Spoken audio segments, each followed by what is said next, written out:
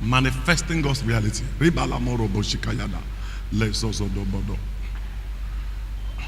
Repetition is the law of lasting impression. So when you hear something, don't say, I know it, I've heard it before. You've preached it thousands of times. Keep hearing it, because that's the way, what's that word? Faith is established. That's the way conviction is established. That's faith. Amen? Repetition is the law of lasting impression. When things are impressed in your heart, they become part of you. Then you can, carry them out and do them. He said, for I am not ashamed of the gospel of Jesus Christ. The word gospel means, the effect of the suffering and the glorification of Jesus Christ. The benefits. I'm not ashamed of the benefit. Gospel means preaching the benefits of the death and the glorification of Jesus Christ. Sorry, God did not say we should preach the Bible. He said we should preach the gospel. Never forget that. Everywhere you go and people are preaching the Bible to you, they are messing you up. You are getting all sorts of philosophy. Let me shock you. There are too many things that are in the Bible that are also in other Oriental books of the world. Too many things. You read it from the Bible, you read from Krishna, you see something there. It may not be exactly from the chapter and verses, but you will know that this is something. Hallelujah. I said hallelujah. The only thing that is in the Bible that you cannot find anywhere else is Jesus Christ, because Jesus is the story of the Bible. Hallelujah. And Jesus is our inheritance. Jesus is our source. Jesus is our life. Jesus is our faith. Jesus is our position. Jesus is our window. Jesus is our destination. I can exhaust it. So, the whole book of the Bible is the story of Jesus. And the gospel is the story of the benefits that humanity got by the suffering and the glorification of Jesus. That's what the gospel. So I am not ashamed of the preaching of the benefit of the glorification of Jesus. Death and glorification of Jesus Christ. Why? He said, for it is the power of God to everyone that believe. So the more you hear, oh God, please understand this.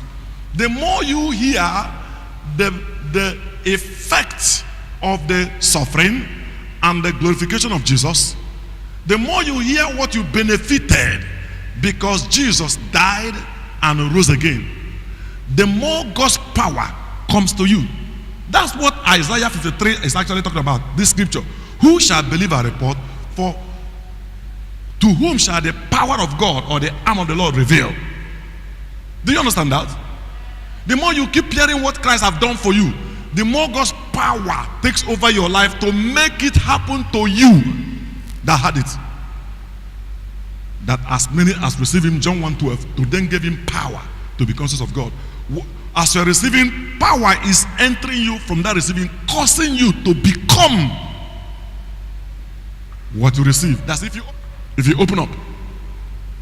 So I'm not ashamed of the gospel of Christ, for it's the power of God unto salvation to everyone that believeth. To the Jew first, because they had the gospel first, and then to the Gentiles. If you go in 17, now say, for therein is the righteousness of God revealed from faith to faith. Only in the gospel is righteousness of God revealed. No other place.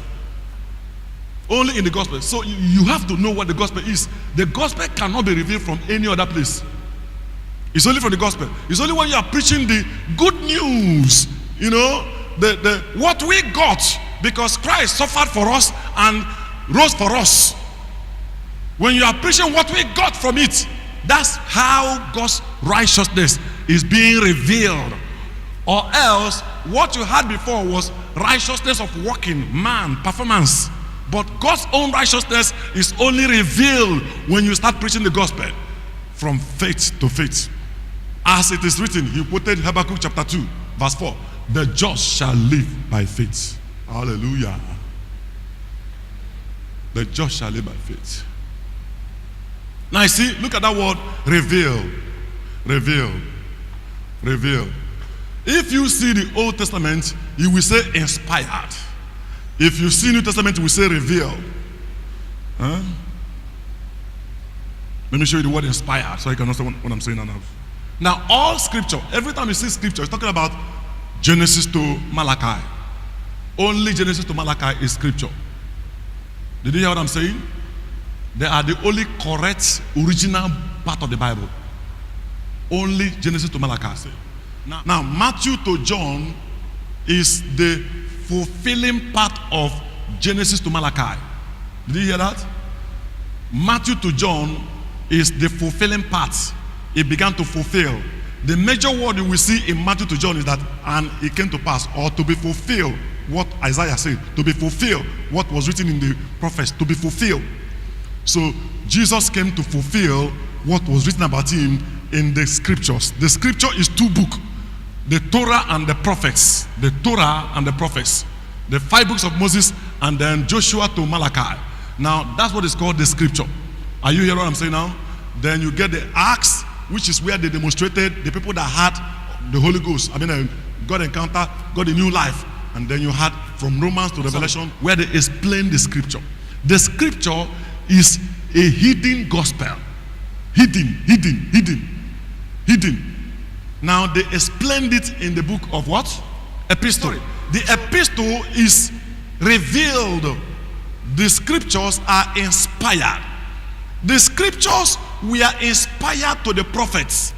The gospel was revealed in the epistles to the apostles. The gospel was written in the prophets, and it was hidden. It was written in the scriptures, inspired to the prophets. I hope you're getting all this English. The gospel was written in the scriptures. It was inspired to the prophets, but it was hidden. So you will be seeing the word revealed in the New Testament and be seeing the word inspired in the New Testament about the scriptures. Like this, you will see it again in the book of Peter. You will say, for all scriptures are given by inspiration. But if you look at what Romans is saying now, the gospel is being revealed from faith to faith. Now he's saying the scriptures are inspired. What's the 16? He said that from a child you have known the holy scriptures, which is able to make you wise unto salvation, that's through faith, which is in Christ Jesus. In other words, these scriptures, what is hidden there was salvation that is in Christ Jesus. Are you following me? And Timothy knew it. It's more than knew it. Everybody knew it.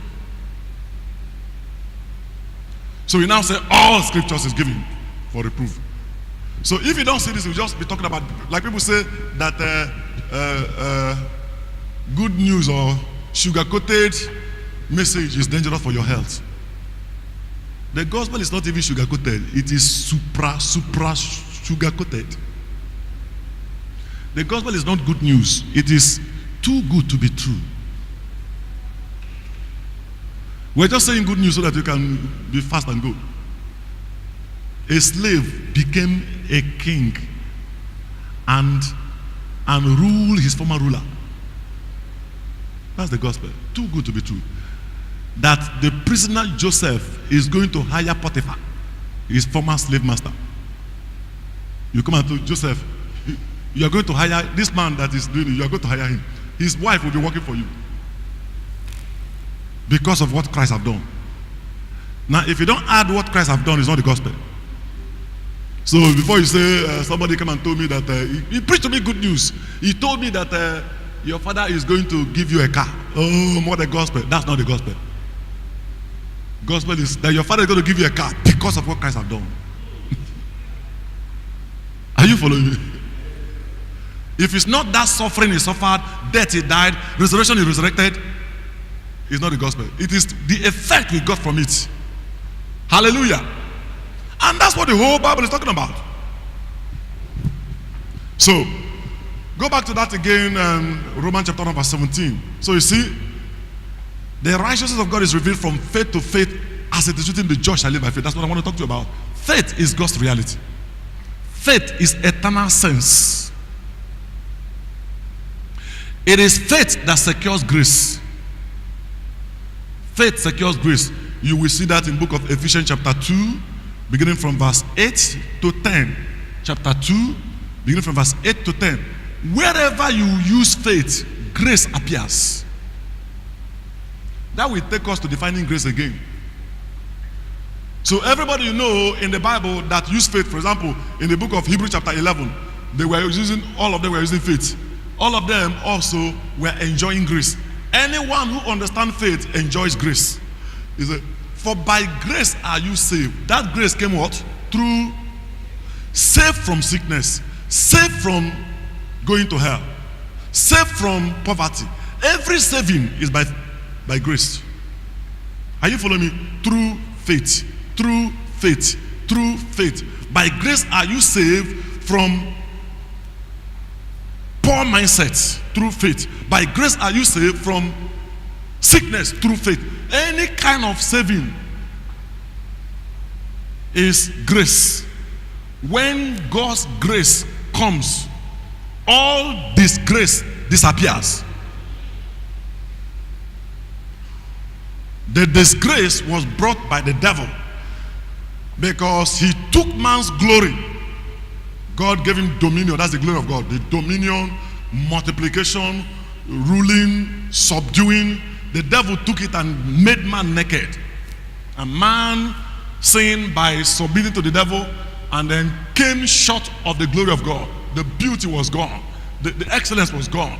What made God God that was a man was gone. And Christ brought that glory back. And now we enjoy that glory by eternal sense. By what? The law of faith. And you have to understand this very well. Eternal sense. Eternal sense. By grace are you saved through faith. That particular grace, even that faith is not of yourself. It's God's eternal sense. Both of them are the gift of God. It's God's eternal sense. You switch into this kind of sense. Now, see, that's why I went to the word reveal. Are you hearing what I'm saying now?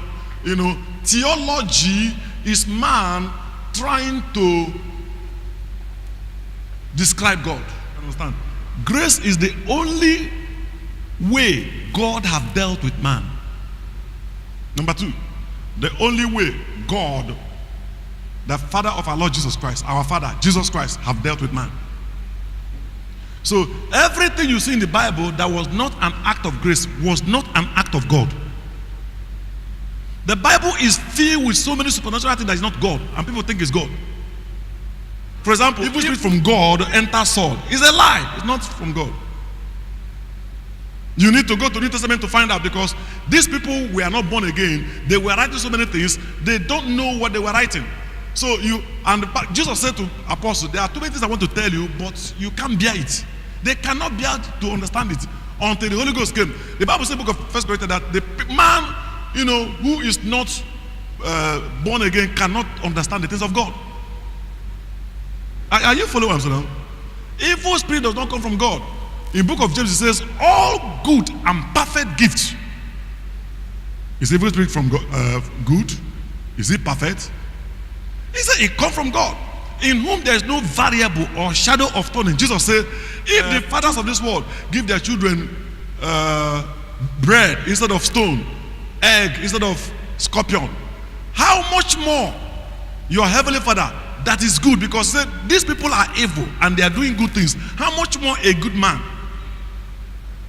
I just told you what he did to the prodigal son. It was not God that was putting evil spirit. You will be here, and Satan made David to count Israel, and then God came and started killing them. Which God? You will be here, and God killed it, and God made it alive.